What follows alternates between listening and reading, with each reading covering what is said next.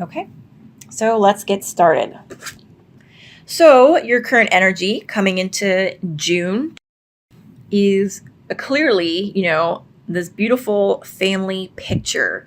There's stability, there's love, happiness all around, and it just feels like you're in a place where your needs are met. There is a want for nothing, and that's beautiful, guys. That's beautiful. Okay, this next card depicts your challenging or helpful energy. It really just depends on your specific case. Okay, the Five of Wands. This is definitely a challenging energy. And what this is showing is that there's a lot of different directions that you're being pulled in, right? So this could be different hobbies or passions of your own, and that internally you might feel like, you're getting frustrated with the different things that you would like to accomplish or get done. On the other hand, as an external factor, this could be, coworkers, this could be team members or other individuals that are working with you, and you guys all need to be on the same page. Okay, here we've got the root of the situation. The High Priestess, that's a really interesting card for the root of a situation. So what we have here is an energy of being very intuitive, right? Understanding that your intuition is a gift from the divine, using it as a gateway, as a portal to spirit, right? So that is the root of your situation and your immediate past. So keep in mind, this reading is for all of June. And depending on when you're watching this, it will be relative. And the reason we go over the past is because its tendrils tend to still be on us and affect us, good and bad. But it affects the way we make our choices and decisions. The Queen of Pentacles. This is a great card. So here we have a feminine energy, right? And again, it doesn't matter if you're a man or a woman because we all have masculine and feminine energies.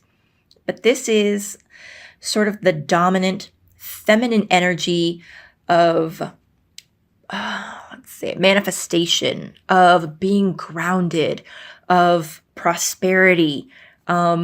The pecans here symbolize prosperity, and you can see how they're overflowing the basket to the point where they're kind of strewn about on the ground, right?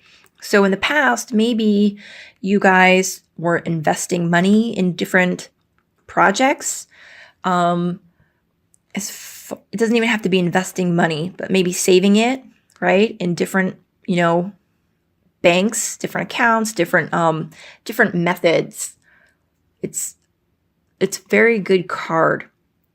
This is a person who is able to take an idea and kind of make it reality, turn it into something tangible, able to, plan financially, and she has confidence in her ability and her skills.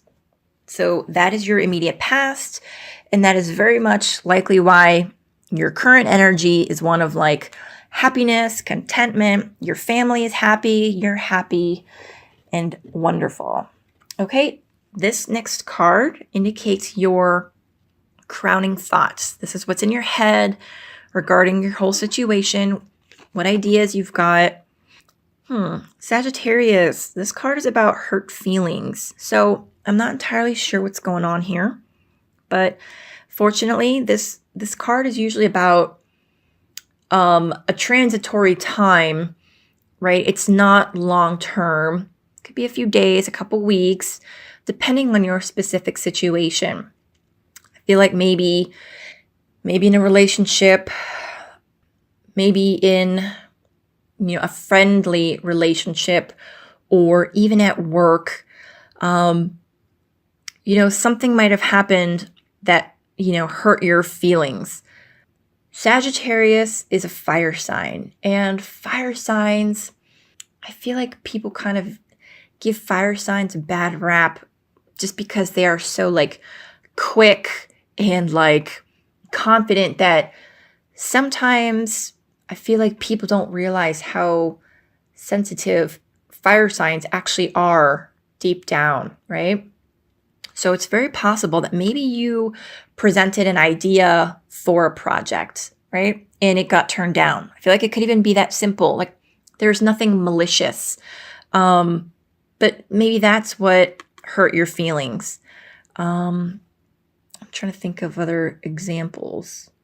Okay. But I hope you understand my meaning. I also am wanting to say that I kind of feel like maybe there is a relationship or a situation which you opened up to someone else or to others, right? Like in a romantic relationship, and you showed up, but the other person didn't, right? And that's what's left you, thinking about your hurt feelings, or that you don't want to have those hurt feelings. Okay.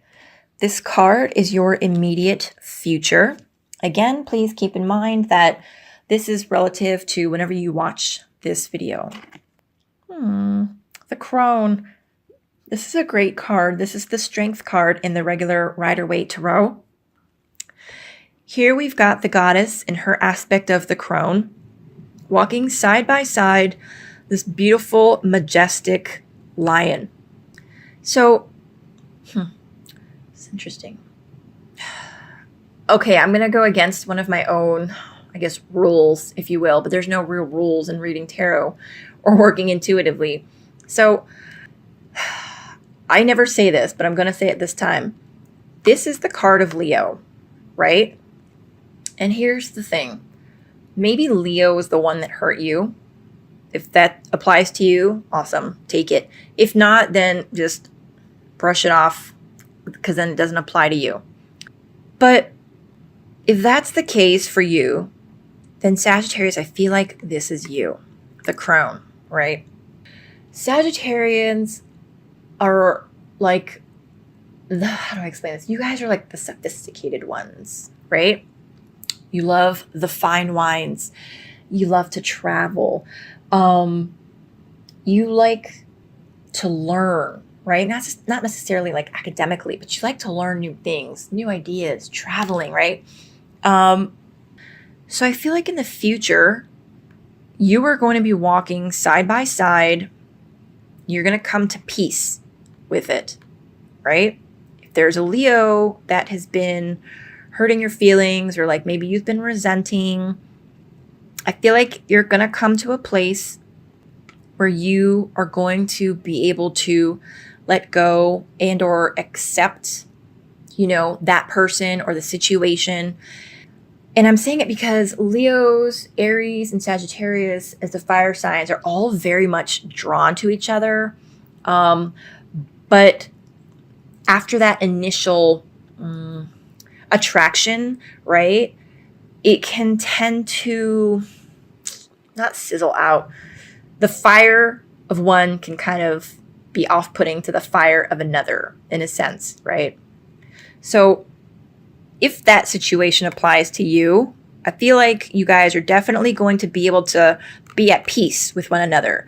Not necessarily like be lovey-dovey, right? And go skipping through the woods together. But you are going to come to a place of mutual understanding and respect for each other. Now, for the Sages that does not apply to, then I feel like this represents your lion aspect, the Leo aspect within yourself, right? So here we've got, again, the experienced crone, right? Lots of wisdom and obviously life's lessons under your belt.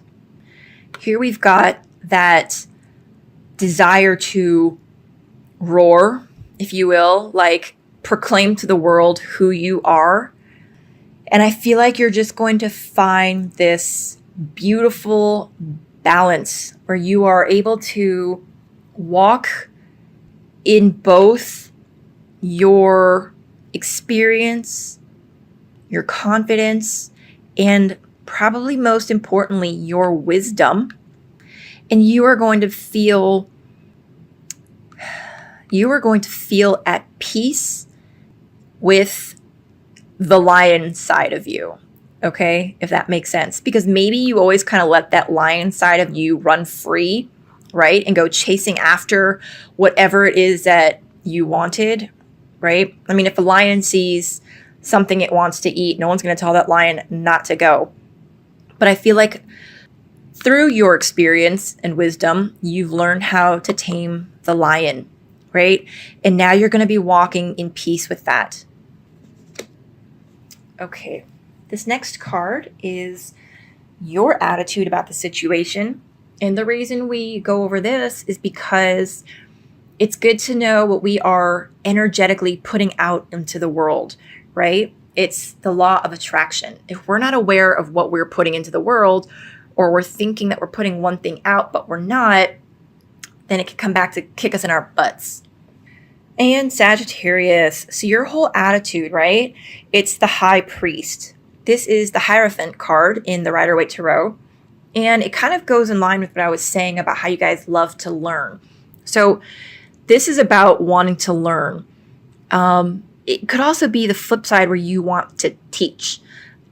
This card is about conventional methods of learning, about kind of being a representative for your community, right? Because here we've got the High Priest who is performing this ritual. He is consecrating and making holy water, not just for himself, but for his whole community to use. And he's doing it in this sacred ceremonial place, right?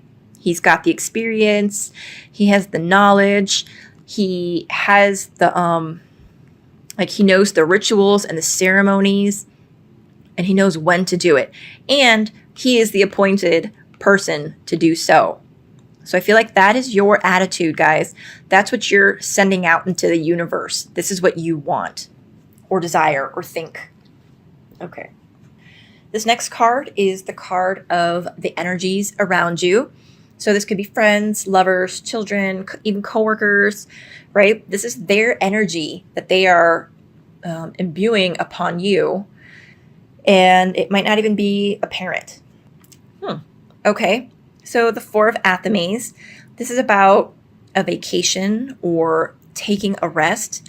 And it's pretty interesting to me how many times this card has come up across the other signs. And it makes sense if you think about it, right? This is June, summer vacation, time for our trips and vacations. So maybe the energies around you, such as your family, your children, your spouse, to take a vacation, right? Everybody can decompress after a long school year, after a lot of stressful work. You know, maybe this concern about having hurt feelings or even hurt feelings, right? Maybe you've saved up in a vacation fund and now's the time to do it. This is going to give you a chance to decompress. Okay, so even if you're not taking a normal or a traditional vacation, right, somewhere far and you're doing a staycation, or even if you're not doing that, if you're just taking a weekend off at home to, chill out, then do it, because the energy around you is that like this needs to be done. People want you to relax and decompress. And I'm saying it from a good place, as in they love you and they don't want you stressed or worried or hurt, or, they want you to enjoy yourself as well. Not so much as they don't, want you around or whatever. Okay. This next card is hidden information, hidden energy, something that you're not aware of as of yet. Yeah, the Seven of Athames. Okay, so this usually, speaks to a sort of cunning, a defensiveness, having to be strategic of sorts, right? So here you've got this hunter who is clearly successful and knows what he's doing, but he has to know where to position himself. He has to know, when to come out of his little hunting perch, I guess. Like if he puts camo on his face, right? So to successfully be able to bring home food for his family, he has to know how to be a successful hunter, which requires strategy and forethought, thinking, right? Planning, patience. And that's sort of what this card is implying, is that there's an energy of strategy around you. There's so since this is something that you're not aware of, I don't even feel like it's necessarily a bad thing because there's so much good in your reading so far.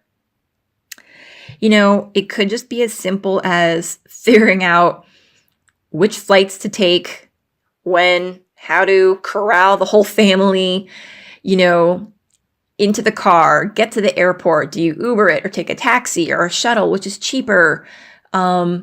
Because, here in your immediate past, if you were trying to manifest certain level of abundance or economic success, and then here you've got everybody, wanting to go in different directions. Yeah, for sure. It makes sense that it's going to take planning and patience and a certain level of tactical practice, right? And experience in getting everybody out the door on the plane to your next destination, making sure you don't forget your passports through customs, right? So that could very well be the case.